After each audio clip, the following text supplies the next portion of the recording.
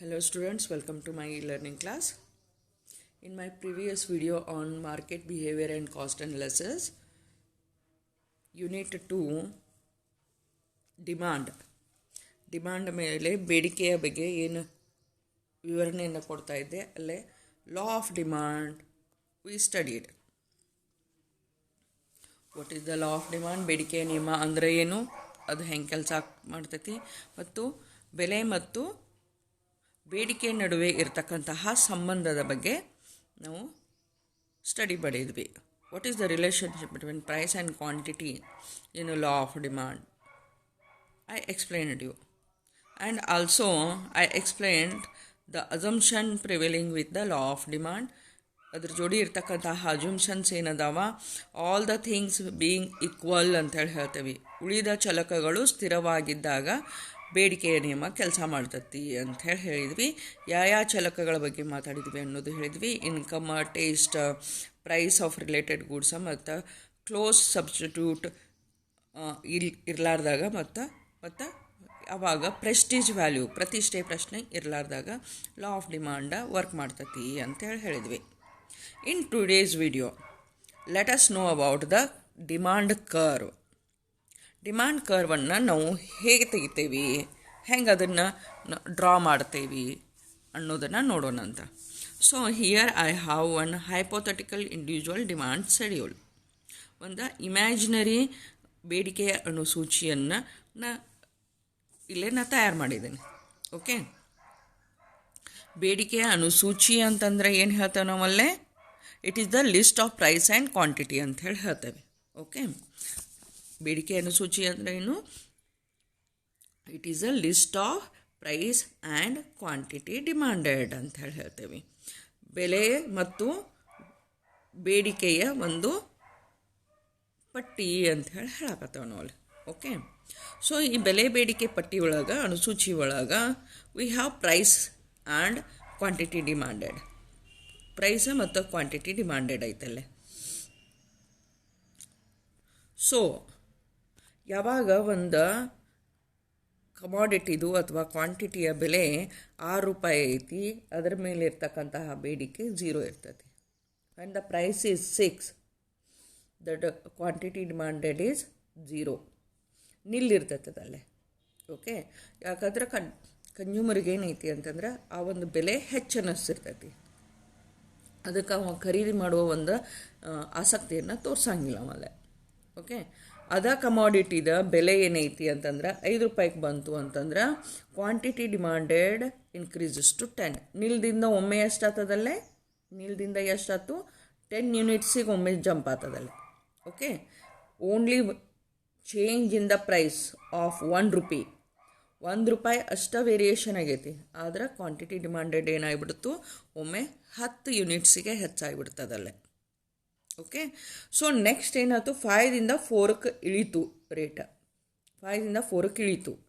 Automatically quantity demanded goes up 20ಗೆ ಹೋಗ್ತದಲ್ಲೇ. Only 1 unit of 1 ರೂಪಾಯಿದೊಳಗೆ ಬೆಲೆ ಬದಲಾವಣೆ ಆದದ್ದಕ್ಕೆ 10 ಯೂನಿಟ್ನಷ್ಟು ಮತ್ತೆ ಏನಾಯಿತು ಅಂತಂದ್ರೆ ಡಿಮಾಂಡ ಹೆಚ್ಚಾಯ್ತದಲ್ಲೇ. ಓಕೆ, ಸೊ ನೆಕ್ಸ್ಟ್ ಏನೈತಿ?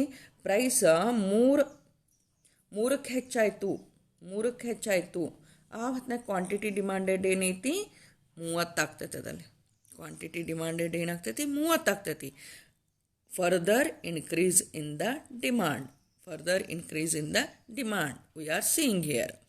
ಯಾವಾಗ ಬೆಲೆ 2 ರೂಪೀಸ್ ಐತಿ, quantity demanded is 40. when the price is 1 rupee, at that time quantity demanded is 50. So decrease in the price increase the quantity demanded. Quantity ಏನು ನಾವು ಡಿಮಾಂಡ್ ಮಾಡಿದ್ದೀವಿ ಅದು ಪ್ರತಿಯೊಂದು ಇಳಿಯುತ್ತಿರೋ ಬೆಲೆಗೆ ಹೆಚ್ಚಾಕೋತ ಹೋಗೋದು ಕಾಣಾಕತ್ತೈತೆ ನಮಗೆ. ಇದೇನೈತಿ ಅಂತಂದ್ರೆ ಡಿಮಾಂಡ್ ಶೆಡ್ಯೂಲ್ ಐತಿ. ಇದ್ರ ಮೇಲೆ ಡಿಪೆಂಡೆಂಟ್ ಇದ್ದುಕೊಂಡು ನಾವೇನು ಮಾಡಾಕತ್ತೇವಿ? ಇಲ್ಲೇ ಡಿಮಾಂಡ್ ಕರ್ವನ್ನು ರೀಪ್ರೆಸೆಂಟ್ ಮಾಡಾಕತ್ತೀವಿ, ಗ್ರಾಫಿಕಲ್ ರೀಪ್ರೆಸೆಂಟೇಷನ್ ಮಾಡಾಕತ್ತೇವಲ್ಲೇ.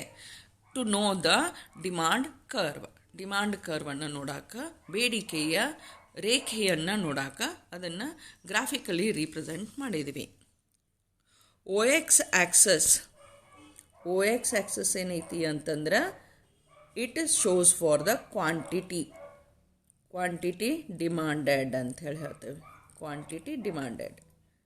ಓ ವೈ ಆ್ಯಕ್ಸಸ್ಗೆ ಪ್ರೈಸನ್ನು ಹೇಳಾಕತ್ತೇವೆ, ಬೆಲೆಯನ್ನು ಬರೆಯಾಕತ್ತೇವೆ. ಸೊ ಕ್ವಾಂಟಿಟಿ ಡಿಮಾಂಡೆಡ್ ಇದೇನು ನಾವು ಗ್ರಾಫಿಕಲ್ ರೀಪ್ರೆಸೆಂಟೇಷನ್ ಮಾಡ್ತೇವೆ. ಈಕ್ವಲ್ ಇದ್ರೊಳಗೆ ನಾವು ಡಿಸ್ಟ್ರಿಬ್ಯೂಟ್ ಮಾಡ್ಕೊತ ಹೋಗ್ಬೇಕಾಕತಿ ಒಂದು ರೇಖೆಯನ್ನು. Okay, quantity demanded O X ಆ್ಯಕ್ಸಸ್ಸಿಗೆ ಹಾಕಿದ ಹೊತ್ನಾಗ ಕ್ವಾಂಟಿಟಿ ಏನೈತಿ 10 ಇಂಟರ್ವಲ್ ಮಲ್ಟಿಪಲ್ಸ್ ಒಳಗೆ ನಾವು ಅದನ್ನು ಈಕ್ವಲ್ ಡಿಸ್ಟ್ರಿಬ್ಯೂಷನ್ ಮಾಡೇವೆ. 10 20 ಅಂದರೆ 10ದ ಮಲ್ಟಿಪಲ್ ಐತಿ. 10 20 30 40 ಆ್ಯಂಡ್ 50 ಅಂಥೇಳಿ 10ದ ಮಲ್ಟಿಪಲ್ಸ್ ಅದಾವೆ ಇಲ್ಲಿ. ಓಕೆ, ಆಮೇಲೆ ಓ ವೈ ಆ್ಯಕ್ಸಸ್ಗೆ ಪ್ರೈಸ್ ಹಾಕ್ತಿರ್ಬೇಕಾದ್ರೆ ಅದನ್ನು 1 2 3 4 ಸೀರಿಯಲ್ ನಂಬರ್ ಒಳಗೆ ಹಾಕೇವಿ. ಓಕೆ, ಓ ವೈ ಆ್ಯಕ್ಸಸ್ ಏನೈತಿ, ಇಲ್ಲಿ ಪ್ರೈಸ್ ಐತಿ, ಓ ಎಕ್ಸ್ ಕ್ವಾಂಟಿಟಿ ಐತಿ. ಇದು ಡಿಸ್ಟ್ರಿಬ್ಯೂಷನ್ನ ಈಕ್ವಲ್ ಆಗಿರಬೇಕು. ಒಂದು ಸೀರಿಯಲ್ ಇರಬೇಕು, ಒಂದು ಯಾವುದರ ಮಲ್ಟಿಪಲ್ ಇರಬೇಕು. ಸೀರಿಯಲಿ 1 2 3 4 0 ಅಂತರೂ ಇಲ್ಲೇ ಯಾವಾಗೂ ಇಂಟರ್ಸೆಕ್ಟಿಂಗ್ ಪಾಯಿಂಟ್ ಒಳಗಿರ್ತದೆ 0. ಓಕೆ, ಒಂದು ಸೀರಿಯಲ್ ನಂಬರ್ 1 2 3 4 1 2 3 4 ಹಿಂಗೆ ಹಾಕೋತಾ ಹೋಗ್ರಿ. ಅದರ್ವೈಸ ಈಕ್ವಲ್ ಮಲ್ಟಿಪಲ್ಸ್ ಯಾವುದೇ ಟೇಬಲ್ ಇರ್ಬೋದು. 2ದ ಟೇಬಲ್ ತೊಗೋರಿ, ಒಂದು ಅದರ್ವೈಸ್ 5 ತೊಗೋರಿ, ಅದರ್ವೈಸ್ 10 ತೊಗೋರಿ, ಅದರ್ವೈಸ್ 20 ತೊಗೋರಿ, depending upon the units in schedule ಒಳಗೆ, ಅನುಸೂಚಿ ಒಳಗೆ ಎಷ್ಟು ನಿಮ್ಮದು ಯೂನಿಟ್ಸ್ ಇರ್ತೈತಲ್ಲ ಅದರೊಳಗೆ, ಅಂದರೆ ಈಸಿ ಆಗ್ತೈತಿ. ಯಾವಾಗೂ ಇವು ಮಲ್ಟಿಪಲ್ಸ್ ಒಳಗೆ ಇರಬೇಕು. ಅಂದ್ರೆ 2 ತೊಗೊಂಡ್ರಿ ಅಂದ್ರೆ 2 4 5 2 4 6 8 10 ಹಿಂಗೆ ತೊಗೊಳೋದೈತಿ. 5 10 15 20 ಹಿಂಗೆ ತೊಗೊಳೋದೈತಿ. 10 ತೊಗೊಂಡ್ರಿ ಅಂದ್ರೆ 10 20 30 40 50 ತೊಗೊಳೋದೈತಿ. 20 ತೊಗೊಂಡ್ರಿ ಅಂದ್ರೆ 20 40 60 80 ಹಿಂಗೆ ತೊಗೊಳೋದೈತಿ. ಸೊ ಮಲ್ಟಿಪಲ್ಸ್ ಒಳಗಿರ್ಬೇಕು, ಯಾವಾಗೂ ಈಕ್ವಲ್ ಡಿಸ್ಟ್ರಿಬ್ಯೂಷನ್ ಇರಬೇಕಲ್ಲ. ಓಕೆ, ಸೊ ನಾವು ಕಮಿಂಗ್ ಟು ಅವರ್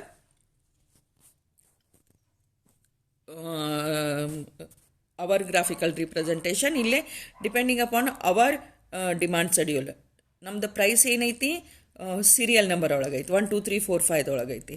ಆಮೇಲೆ ಕ್ವಾಂಟಿಟಿ ಡಿಮಾಂಡೆಡ್ 10 ಈಕ್ವಲ್ ಡಿಸ್ಟ್ರಿಬ್ಯೂಷನ್ ಒಳಗೈತಿ, 10 ಮಲ್ಟಿಪಲ್ಸ್ ಒಳಗೈತಿ. ಸೊ ಅದ್ರ ಸಂಬಂಧ ನಾವು ಏನು ಮಾಡಿದ್ವಿ ಅಂತಂದ್ರೆ ಇಲ್ಲೇ ಓ ಎಕ್ಸ್ ಆಕ್ಸಸ್ ಮೇಲೆ ಕ್ವಾಂಟಿಟಿ ಡಿಮಾಂಡೆಡ್ ಏನು ಮಾಡಿದ್ವಿ ಅಂತಂದ್ರೆ ಮಲ್ಟಿಪಲ್ಸ್ ಒಳಗೆ ತೊಗೊಂಡೇವಿ. ಆಮೇಲೆ ಪ್ರೈಸ್ ಏನೈತಿ ಸೀರಿಯಲ್ ನಂಬರ್ ಒಳಗೆ ತೊಗೊಂಡಿವಿ. ಇದಿಷ್ಟಾದ್ಮೇಲೆ ಫಸ್ಟಿಗೆ at 6 rupee of price, 6 rupee of ಪ್ರೈಸಿಗೆ ಕ್ವಾಂಟಿಟಿ ಡಿಮಾಂಡೆಡ್ ಎಷ್ಟೈತಿ? 6 ರೂಪಿಗೆ ಯಾವಾಗ 6 ರೂಪೀಸ್ ಐತಿ, ಕ್ವಾಂಟಿಟಿ ಡಿಮಾಂಡೆಡ್ ಎಷ್ಟೈತಿ? 0 ಐತಿ. ಸೊ ಅದನ್ನು ನಾವೇನು ಮಾಡಾಕತ್ತೇವೆ, ಇಲ್ಲೇ ಪಾಯಿಂಟ್ ಇಡಾಕತ್ತೇವೆ. ಓಕೆ, ಆಮೇಲೆ 5 ರೂಪಿಗೆ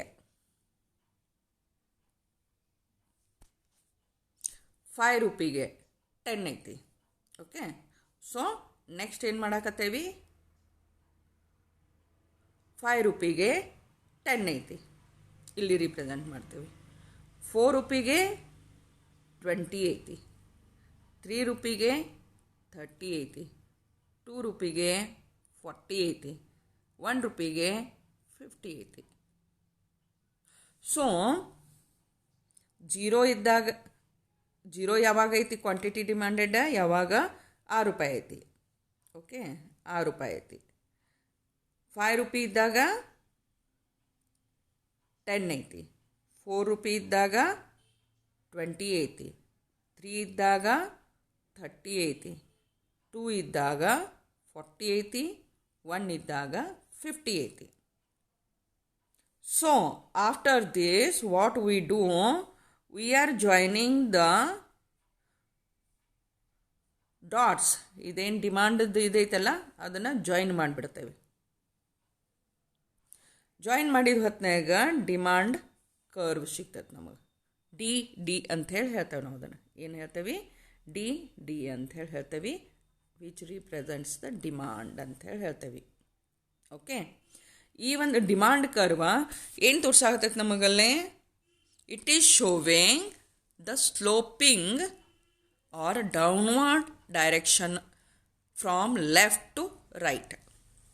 ಎಡದಿಂದ ಬಲಕ್ಕೆ ಇಳಿಮುಖವಾದಂತಹ ಒಂದು ಬೇಡಿಕೆಯ ರೇಖೆಯನ್ನು ತೋರ್ಸಾಕತ್ತೈತಿ. ಓಕೆ, ಹೌದಾ? ಈಗ ಇದನ್ನು ಉಲ್ಟಾ ಮಾಡೋಣ ನಾವಿಲ್ಲಿ. 1 ರೂಪಾಯಿ ಇದ್ದಾಗ 50 ಬೇಡಿಕೆ ಐತಿ, 2 ರೂಪಾಯಿ ಇದ್ದಾಗ 40 ಐತಿ, 3 ರೂಪಾಯಿ ಇದ್ದಾಗ 30 ಐತಿ, 4 ರೂಪಾಯಿ ಇದ್ದಾಗ 20 ಐತಿ, 5 ರೂಪಾಯಿ ಇದ್ದಾಗ 10 ಐತಿ. ಯಾವಾಗ ಪ್ರೈಸ್ ಹೆಚ್ಚಾತು 6 ಆತು, ಕ್ವಾಂಟಿಟಿ ಡಿಮಾಂಡೆಡ್ ಪೂರ್ಣ ನಿಲ್ಲಾಗಿಬಿಡ್ತೈತಿ. ಹಿಂಗೂ ನಾವು ರಿಪ್ರೆಸೆಂಟೇಷನ್ ತೋರಿಸ್ತೇವೆ. ಇಲ್ಲಾದ್ರೂ ಸುದೇಕ ಇದು ಈ ಕಡೆಯಿಂದ ಮ್ಯಾಲೆ ಹೋಗೈತಿ. ಆದ್ರೆ ಯಾವಾಗ ನಾವು ನಮ್ಮ ಗ್ರಾಫ್ದೊಳಗೆ ನೋಡ್ತೇವೆ, when we are seeing it in our graph, ಆ ಹೊತ್ನಾಗ ಮಾತ್ರ ಏನೈತಿ ಅಂತಂದ್ರೆ it is showing the downward direction ತೋರ್ಸಾಗ್ತೈತಿ. ಸ್ಲೋಪಿಂಗ್ ಐತಿ. ಹೆಂಗೆ? ಎಡದಿಂದ ಬಲಕ್ಕೆ, ಫ್ರಮ್ ಲೆಫ್ಟ್ ಟು ರೈಟ್ ಅಂತ ಹೇಳಿ ಹೇಳ್ತೇವೆ. Then and demand schedule shows the demand for a commodity at various prices. It does not say what the price is. A price ಎಷ್ಟು ಐತಿ ಅನ್ನೋದನ್ನು ಹೇಳಾಕತ್ತಿಲ್ಲ ಅದು. It only shows the demand for a various prices. ಬೇರೆ ಬೇರೆ ಬೆಲೆಗೆ ಬೇಡಿಕೆ ಏನೈತಿ ಅನ್ನೋದನ್ನು ಅಷ್ಟು ತೋರಿಸಾಗ್ತೈತಿ. ಬೇಡಿಕೆ ಎಷ್ಟು ಐತಿ ಅಥವಾ ಬೆಲೆ ಇಷ್ಟ ಐತಿ ಅಂತ ಹೇಳಿ ಹೇಳಾಕತ್ತಿಲ್ಲ ಅದಲ್ಲೇ. It only says what amount would be bought at a different possible prices. ಬೇರೆ ಬೇರೆ ಬೆಲೆಗಳೊಳಗೆ ಎಷ್ಟು ಕ್ವಾಂಟಿಟಿ ಡಿಮಾಂಡ್ ಆಗೈತಿ ಅನ್ನೋದನ್ನು ತೋರಿಸ್ತತಿ ಅಲ್ಲೇ. Okay, what amount would be bought, ಎಷ್ಟು ಪ್ರಮಾಣದ ಸರಕುಗಳನ್ನು ಖರೀದಿ ಮಾಡಬಹುದು ವಿವಿಧ ಬೆಲೆಗಳೊಳಗೆ ಅಂತ ಹೇಳಿ ತೋರ್ಸಾಕತ್ತದಲ್ಲೇ. Means the demand schedule indicates that there is an inverse relationship, ವಿರೋಧವಾದ ಸಂಬಂಧ ಅಂತ ಹೇಳಿ ಹೇಳ್ತೇವೆ. ಡಿಮಾಂಡ್ ಶೆಡ್ಯೂಲ್ ಏನು ತೋರ್ಸಾಕತ್ತೈತಿ ನಮಗಲ್ಲೇ? ವಿರೋಧವಾದ ಸಂಬಂಧವನ್ನು ತೋರ್ಸಾಕತ್ತೈತಿ. ಅದನ್ನು ನಾವು ಗ್ರಾಫ್ ಒಳಗೆ ಹಾಕಿದ್ದಕ್ಕೆ ಏನಾಯ್ತು ಅಂತಂದ್ರೆ ನಮಗೆ ಡೌನ್ವರ್ಡ್ ಡೈರೆಕ್ಷನ್ ಒಳಗೆ ಬೇಡಿಕೆಯ ರೇಖೆ ಸಿಕ್ತಲ್ಲೇ. ಬೇಡಿಕೆಯ ರೇಖೆ ಸಿಕ್ತು ಯಾವಾಗ ನಾವು ಗ್ರಾಫಿಕಲಿ ರೀಪ್ರೆಸೆಂಟ್ ಮಾಡಿದ್ದೀವಿ, ಗ್ರಾಫ್ನಾಗ ಹಾಕಿದ ಹೊತ್ನಾಗ. When we translate the demand schedule in the form of graph, we get a curve known as demand curve. ಅದನ್ನು ಗ್ರಾಫ್ ಒಳಗೆ ಹಾಕಿದ ಹೊತ್ನಾಗ ನಮಗೆ ಡಿಮಾಂಡ್ ಕರ್ವ್ ಸಿಕ್ತಲ್ಲೇ. Along the horizontal axis, the units of commodity demanded are measured and the price of the commodity is represented along vertical axis. ಅದನ್ನು horizontal Axis ಅಂದ್ರೆ OX ಆ್ಯಕ್ಸಿಸ್ಸಿಗೆ commodity ಹಾಕಿದ್ದೀವಿ, ಆಮೇಲೆ OY ಆ್ಯಕ್ಸಿಸ್ಸಿಗೆ ಬೆಲೆಯನ್ನು ಹಾಕಿದ್ದೀವಿ.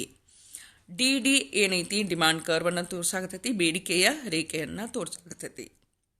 ಅ demand curve for a particular commodity can be defined as, demand curve ಅಂದರೆ ಏನು? Can be defined as locus of points. Each of these points shows the maximum quantity of commodity that will be purchased per unit of time at a particular price ಅಂತ ಹೇಳಿ ಹೇಳ್ತೇವೆ. ಇಲ್ಲೇ ಬೇಡಿಕೆಯ ರೇಖೆ ಅಂದರೆ ಏನು ಹೇಳಾಕತ್ತೇವಿ ಅಂತಂದ್ರೆ ಇವು ಪಾಯಿಂಟ್ಸ್ ಅದಾವ. ಒಂದು ನಿರ್ಧಾರಿತ ಬೇಡಿಕೆ ಬೆಲೆ ಅಂತ ಹೇಳ್ಬೋದು ಅಥವಾ ಬೇಡಿಕೆ ಅಂತ ಹೇಳಿ ಹೇಳ್ತೇವೆ ನಾವಲ್ಲೇ. ಒಂದು ನಿರ್ದಿಷ್ಟ ಬೆಲೆಗೆ ಮ್ಯಾಕ್ಸಿಮಮ್ ಅಂದ್ರೆ ಗರಿಷ್ಠವಾಗಿ ಎಷ್ಟು ಸರಕುಗಳನ್ನು ಒಬ್ಬ ಗ್ರಾಹಕ ತಗೋಬಹುದು ಅನ್ನೋ ತೋರಿಸೋದು ಪಾಯಿಂಟ್ ಐತದಲ್ಲೇ. Okay, locus of points, each of these points shows the maximum quantity of commodity.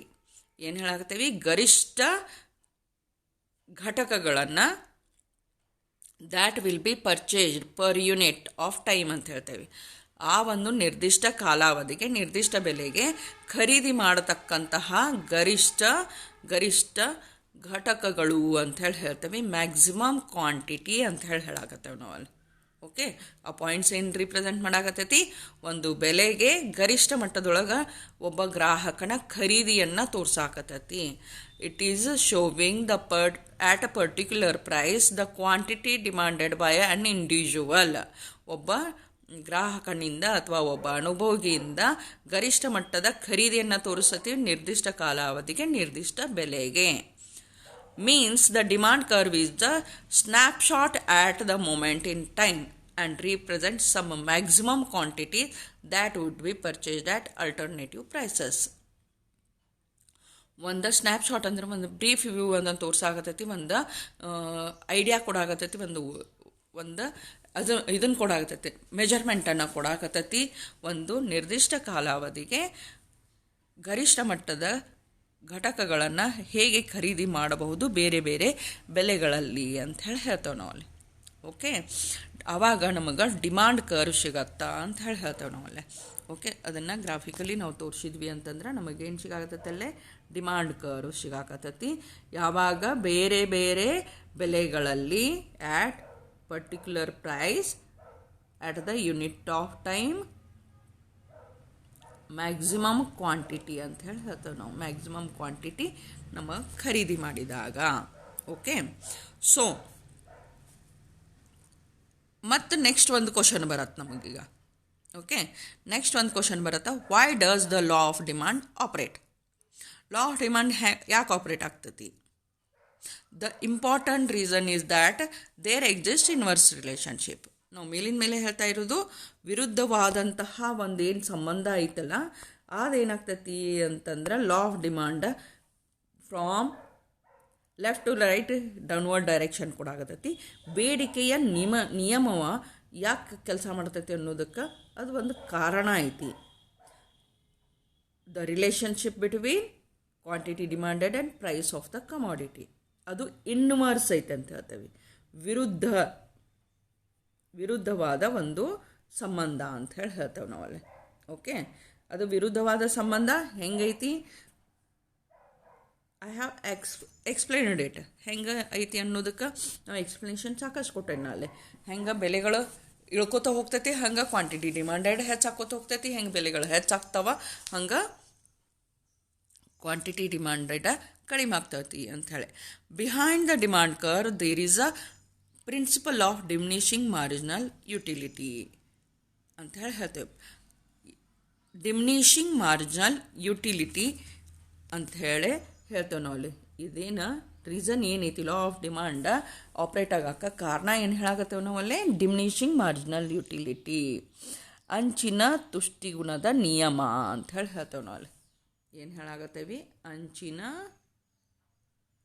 ತುಷ್ಟಿಗುಣದ ನಿಯಮ, ಅಂಚಿನ ತುಷ್ಟಿಗುಣದ ನಿಯಮ ಅಂತ ಹೇಳಿ ಹೇಳ್ತೇವೆ. ಅಂಚಿನ ತುಷ್ಟಿಗುಣ. ಓಕೆ, ಅಂಚಿನ ತುಷ್ಟಿಗುಣ ಏನು ಹೇಳ್ತೈತಿದಲ್ಲೇ? As the consumer goes on consuming more unit of commodity, the utility of the commodity to the consumer goes on diminishing ಅಂತ ಹೇಳಿ ಹೇಳ್ತೇವೆ ನಾವು. ಲಾ ಇದು principle of diminishing marginal utility ಏನು ಹೇಳಾಕತ್ತಲ್ಲೇ?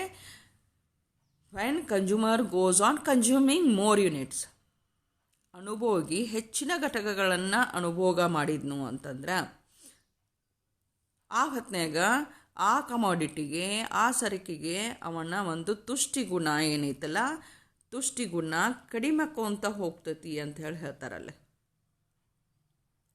ನೀವು ನೋಡಿರಿ, ಮೊದಲೇ ಒಂದು ಯೂನಿಟನ್ನು ಕನ್ಸ್ಯೂಮ್ ಮಾಡ್ತಿರ್ಬೇಕಾದ್ರೆ ಇದ್ದಂತಹ ಇಂಟೆನ್ಸಿಟಿ ಏನಿರ್ತೈತಿ, ಡಿಸೈರ್ ಏನಿರ್ತೈತಿ, ನಾವು ಲಾಸ್ಟ್ ಯೂನಿಟ್ ತಿಂತಿರ್ಬೇಕಾದ್ರೆ ಇರಂಗಿಲ್ಲಲ್ಲೇ. ಹಸಿವಾದಾಗ ಊಟ ಮಾಡಾಕತ್ತೇವೆ ಅಂದ್ರೆ ಮೊದಲೇ ರೊಟ್ಟಿಗೆ ಪಲ್ಯ ಆಯಿತು, ಒಂದು ಕಾಯಿಪಲ್ಯ ಆಯಿತು ಅಥವಾ ರೊಟ್ಟಿ ಆಯಿತು, ಅತಿಯಾಗಿ ನಮಗೆ ರುಚಿ ಅನ್ನಿಸ್ತೈತಿ. ಆದರೆ ಬರ್ತಾ ಬರ್ತಾ ಬರ್ತಾ ಏನಾಗ್ತೈತಿ, ಕಡೆಗೆ ಏನಾಗಿಬಿಡ್ತೈತಿ, ರುಚಿ ಏನು ಅನ್ಸಂಗಿಲ್ಲ. ಇದು ತುಷ್ಟಿಗುಣ, ಮಾರ್ಜಿನಲ್ ಡಿಮಿನಿಷಿಂಗ್ ಮಾರ್ಜಿನಲ್ ಯುಟಿಲಿಟಿಯ ಒಂದು ಇದೇನೈತಲ್ಲ ನಿಯಮನ ಅಪ್ಲೈ ಆಗಾಕತ್ತೈತದಲ್ಲೇ. ಸೊ ಈ ನಿಯಮ ಏನೈತಿ ನಮ್ಮ ಡಿಮಾಂಡಿಗೂ ಅಪ್ಲೈ ಆಗಾಕತ್ತೈತಲ್ಲೇ. ಅದಕ್ಕಾಗಿ ಏನಾಗ್ತೈತಿ ಅಂತಂದ್ರೆ when the consumer start consuming more units of commodity, ಅವ್ನು ಹೆಚ್ಚಿನ ಘಟಕಗಳನ್ನು ಸೇವನೆಯನ್ನು ಮಾಡಾಕತ್ತಿದ್ನು ಅಂತಂದ್ರೆ utility of that commodity goes on diminishing, decrease ಆಕ್ಕೋಂತ ಹೋಗ್ತೈತಿ. ಅದಕ್ಕೆ ಲಾ ಆಫ್ ಡಿಮಾಂಡ್ ಆಪ್ರೇಟ್ ಆಗ್ತೈತಿ ಮತ್ತು ನಮ್ಮ demand curve left to right downward direction ತೋರ್ಸಕ್ಕೆ ಒಂದು ರೀಸನ್ ಐತಿ ಅಂತ ಹೇಳಿ ಹೇಳ್ತೇವೆ ನಾವು. There next another reason for the negative slope of the demand curve is the most of the commodity it can be put to several uses. ಬೇರೆ ಬೇರೆ ಉಪಯೋಗಗಳಿಗೆ ನಾವು ಉಪಯೋಗ ಮಾಡ್ತೇವೆ. ಫಾರ್ ಎಕ್ಸಾಂಪಲ್ ಶುಗರ್ ಏನೈತಿ ಅಂತಂದ್ರೆ ನಾವು ಟೀ ಪ್ರಿಪ್ರೇಷನ್ಗೂ ಯೂಸ್ ಮಾಡ್ತೇವೆ, ಕಾಫಿಗೆ ಮಾಡ್ತೇವೆ, ಎನಿ ಸ್ವೀಟ್ಸ್ ಮಾಡಾಕತ್ತೇವಿ ಅಂತಂದ್ರೂ ಶುಗರಿಗೆ ಯೂಸ್ ಮಾಡ್ತೇವೆ ನಾವು. ಇಲ್ಲೇ ಅಲ್ಟರ್ನೇಟಿವ್ ಯೂಸಸ್ ಅದಾವೆ. ಸಕ್ಕರೆ ಒಂದು ವಿವಿಧ ಉಪಯೋಗಗಳದಾವ. ಸೊ ಅದಕ್ಕೆ ಏನಾಗ್ತೈತಿ, ಅದನ್ನೇನು ಹೇಳಾಕತ್ತಾರ ಅಂತಂದ್ರೆ the negative slope of the demand curve the reason ಏನೈತಿ ಅಂತಂದ್ರೆ most of the commodities can be put to several uses. When the price of the commodities goes on the consumer will use the commodity only for urgent purposes. ಯಾವಾಗ ಬೆಲೆ ಹೆಚ್ಚಾಗ್ತತಿ ಆ ಹೊತ್ನಾಗ ಗ್ರಾಹಕ ಏನು ಮಾಡ್ತಾನೆ, ಅನುಭೋಗಿ ಏನು ಮಾಡ್ತಾನೆ ಅಂತಂದ್ರೆ ಆ ಕಮಾಡಿಟಿಯನ್ನು, ಆ ಸರಕನ್ನು ತನ್ನ ಒಂದು ಅರ್ಜೆಂಟ್ ಪರ್ಪಸ್ಸಿಗೆ ಅಷ್ಟೇ ಯೂಸ್ ಮಾಡ್ತಾನೆ, ಅತ್ಯಂತ ಅವಶ್ಯಕ ಉಪಯೋಗಕ್ಕಾಗಿ ಅಷ್ಟೇ ಉಪಯೋಗ ಮಾಡ್ತಾನಲ್ಲ. As a result with the increase in the price of the commodity demand goes on contracting. Demand ಏನೈತಿ ಅಂತಂದ್ರೆ ವೇರಿಯೇಷನ್ ಆಗ್ತೈತಿ, ಅದು ಕಡಿಮೆ ಅಂತ ಬರ್ತೈತಿ ಅಂತ ಹೇಳ್ತೇವೆ. ಅರ್ಜೆಂಟ್ ಪರ್ಪಸ್ಸಿಗೆ ಅಷ್ಟೇ ಖರೀದಿ ಮಾಡ್ತಾನವ, ಉಳಿದದ್ದಕ್ಕೆ ತೊಗೊಳಂಗಿಲ್ಲ. ಸ್ವೀಟ್ಸ್ ಅದು ಮಾಡೋದು ಬಿಟ್ಬಿಡ್ತಾನೆ. ಶುಗರದ ಬೆಲೆ ಹೆಚ್ಚಾಯಿತು ಅಂತಂದ್ರೆ ಸ್ವೀಟ್ ಮಾಡೋದಕ್ಕೆ ಬಿಟ್ಬಿಡ್ತಾನೆ, ಚಹಾ ಕಾಫಿಗೆ ಅಷ್ಟೇ ಯೂಸ್ ಮಾಡ್ತಾನೆ ಅದನ್ನು.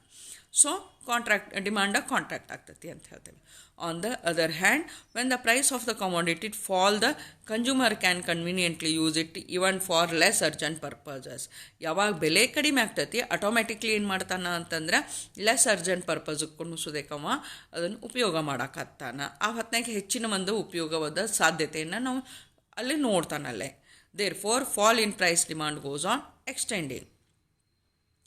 ಡಿಮಾಂಡ್ ಹೀಗಾಗಿ ಆ ಹೊತ್ತಿನಾಗ ಹೆಚ್ಚಾಕೋತ ಹೋಗ್ತತಿ ಅಂತ ಹೇಳ್ತೇವೆ ನಾವಲ್ಲೇ. So these are the two reasons, main important reasons for operating the law of demand ಅಂತ ಹೇಳ್ತೇವೆ ನಾವಲ್ಲೇ. And another two reasons in the market are different taste and desires of the consumers. ಬೇರೆ ಬೇರೆ ಗ್ರಾಹಕರ ಮಾರ್ಕೆಟ್ ಒಳಗೆ ಇದು law of demand ಯಾಕೆ operate ಆಗ್ತೈತಿ ಅಂದ್ರೆ ಒಂದು taste and preferences of the consumer desire ಏನದಾವಲ್ಲ ಅದು ಒಂದು, ಆ್ಯಂಡ್ ಇನ್ಕಮ್ ಅಂತ ಹೇಳ್ತೇವೆ. ಓಕೆ, ಟೇಸ್ಟ್ ಬದಲಾಗದ ಕೂಡಲೇ ಏನಾರ ಬೆಲೆ ಹೆಚ್ಚಾಯಿತು ಅಂತಂದ್ರೆ ಅದರ ಖರೀದಿಯನ್ನು ಕಡಿಮೆ ಮಾಡಿಬಿಡ್ತಾರಲ್ಲೇ. ಬೆಲೆ ಕಡಿಮೆ ಆಯಿತು ಅಂತಂದ್ರೆ ಖರೀದಿಯ ಒಂದು ಪ್ರಮಾಣವನ್ನು ಹೆಚ್ಚು ಮಾಡ್ತಾರೆ ಮಾರ್ಕೆಟ್ ಡಿಮಾಂಡ್ ಶೆಡ್ಯೂಲ್ ಒಳಗೆ ಇದು ಇಂಪಾರ್ಟೆಂಟ್ ಐತಿ. ಆಮೇಲೆ income of the consumer reflects on the law of demand. Income ಏನೈತಿ, ಆದಾಯ ಹೆಚ್ಚಾಯಿತು ಅಂತಂತಂದ್ರೆ ಹೆಚ್ಚಿನ ಒಂದು ಕ್ವಾಲಿಟಿ ಅಥವಾ ಲಕ್ಸುರಿಯಸ್ ಗೂಡ್ಸಿಗೆ ಶಿಫ್ಟ್ ಆಗೋ ಚಾನ್ಸಸ್ಸು ಇರ್ತಾವಲ್ಲೇ.